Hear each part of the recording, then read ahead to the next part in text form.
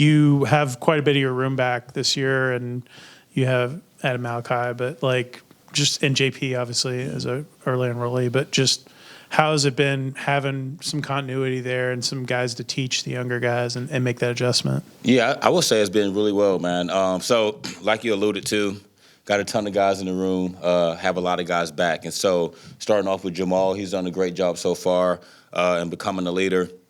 And I feel like he's always been one by example, but being a little bit more vocal. And then for him, watching more film, asking more questions, which is really, really good. And then you go to Traylon Maddox, who played some last year, ended up being red-shirted, but was able to go in the VMI game and the Louisville game and have some success. So excited about him being back. Anthony Carey, who we call Scooter, sorry. You know, he's back. Going on to year 2 for him and had some snaps last year.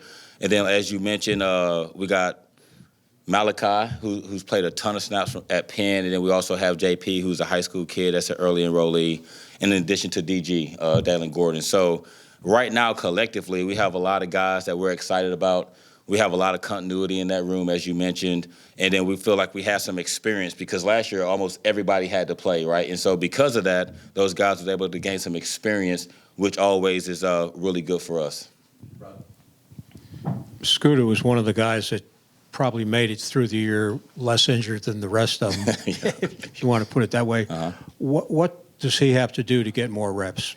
Well, I think for all these guys right now, they just got to continue to compete, okay? They just got to earn it, right? So we talk about all the time, man, like when your number's called, you got to be productive, all right? And what that looks like is in the passing game, maybe catching the ball and being productive and being explosive there.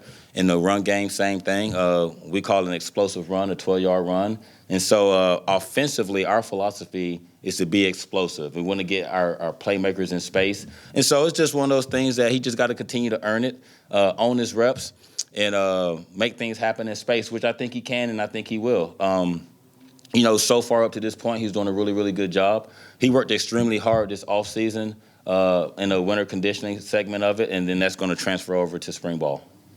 Can you tell us a little bit about JP and Shane and what you saw on film to recruit those guys? Yeah, so JP is currently here. He's a kid that's roughly 5'10", 195 pounds.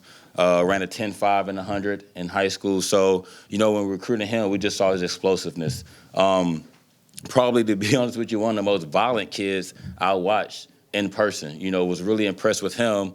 He played safety. He played running back. He was a kickoff returner. I mean, he did it all, right? And so he did it all at a high level. And so that was just something that stood out to me. And getting to know him and his support system just was over the top and was great. When you looked at Shane is a bigger stature kid, more compact, but also a kid that's gifted and who can run as well. I think he was around a 10.9 in 100. So, you know, I mentioned these 100 times because speed is important to us. Being explosive is important to us. And so what I saw from him is, truthfully, just a big every down back. You know, I think he can catch it well out the backfield. I thought he did a good job between the tackles and what they did in their offensive scheme. And so really excited about him joining us this summer. I think with those two kids, we improved our room. Coach, just from watching you at practice, you're very active, moving around a lot, bring a lot of energy. Where does that kind of come from you? And also, what is it like working with Coach Bo as he's now joined the staff? Yeah, I would say the energy portion is you just got to have passion for the game, right? Like, you can't have passion, not have passion and play football. And so what I try to do is instill that in my guys. I get a chance to work in college athletics, right? And so I get to pour into young people, and so I'm very passionate about that. So me running around with the excitement I have is just really pouring into young people. I feel like that's my calling. And in addition to that, now we got Coach Bohannon, as you mentioned. Been great to have him in the room. A gentleman that's been a head coach. He's coached multiple positions, has some wisdom, as you would say. But he's been an asset so far. He may see something that I don't see. I always ask him, hey, could I have communicated that better? How did you feel that meeting went? And so it's great to have him in the room to continue to develop and grow as a coach and as a person as well.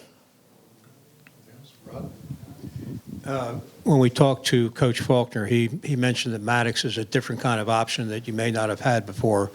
You know, can you go a little deeper into that? Yeah, I would say when you think about Traylon, what Coach Faulkner is probably mentioning is the size, right? So he has a great combination of size and speed. And so he's a kid that's around 6'1", 215 pounds, and can run. And so we haven't truly had that since we've been here. We've had smaller guys. No discredit to those guys, but I think he brings a bigger presence with a good combination of speed.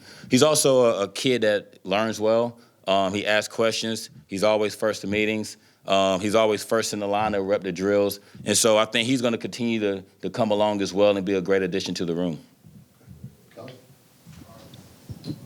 Jamal got hurt, I think, from the jump in camp last year, and then was just banged up throughout the year with different things. Mm-hmm. How do you look at using him, protecting him maybe a little bit from that, and kind of what are your expectations as he enters his third year as a running back? Because people forget he made that transition from being a receiver here early on. Right. So, injuries is part of the game, so you never can control that. And like you mentioned, he was hurt from day one, and we tried to manage it all season. I think how we manage it this year is by having a collective group of guys that we have, and maybe not take away from Jamal, but he probably played too many snaps last year. He didn't need to play as many snaps as he did in some games, but that was a comfort level just because the talent I feel like he is.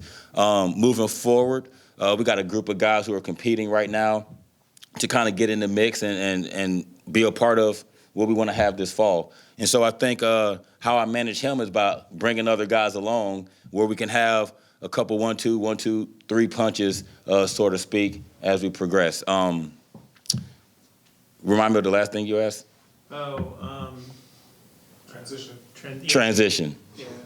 The transition to what?